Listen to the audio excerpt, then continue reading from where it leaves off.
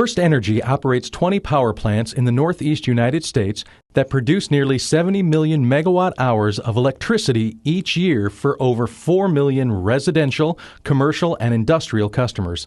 Over half of FirstEnergy's electricity is produced by using coal, compared to about 60% nationwide. Let's see how electricity is generated from coal by taking a virtual tour of a coal-fired power plant, similar to those operated by FirstEnergy. This plant has 3 generating units that produce more than 2,000 megawatts of electricity.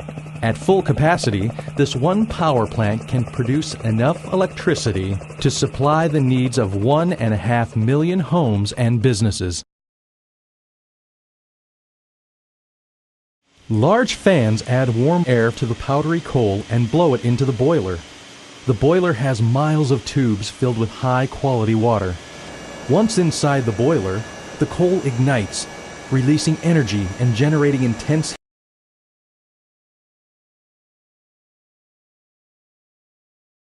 heat that changes the water inside the tubes to hot, dry steam.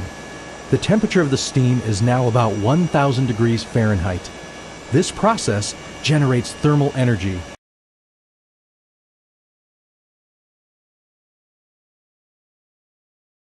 which is transformed to mechanical energy at the turbine, which is the next stop on our tour.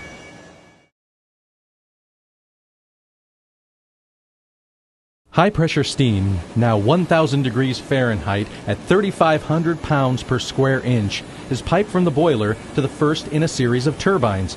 Here it expands between layers of turbine blades mounted on the turbine shaft.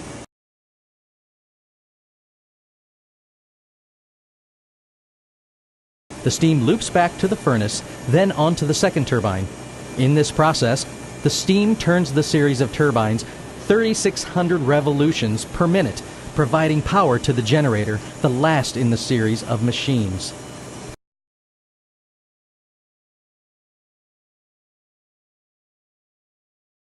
The generator continuously creates an electrical charge of 34,481 amps at 18,000 volts of electricity.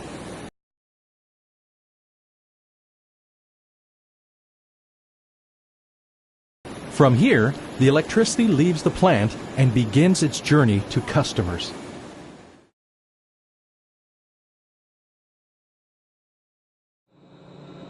After the steam has been used to create electricity, it is exhausted from the turbine and sent to a condenser to be changed back into water.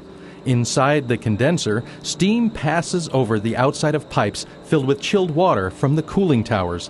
The steam condenses to water and returns to the boilers to repeat the steam generating process over again.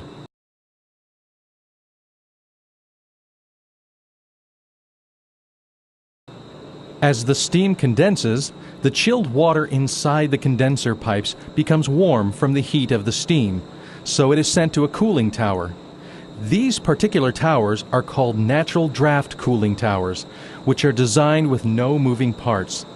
Inside, the water splashes over a series of baffles, which breaks up the water into small droplets.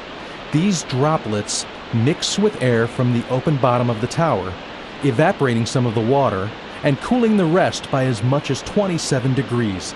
The newly chilled water returns to the condenser to repeat the process of cooling more steam.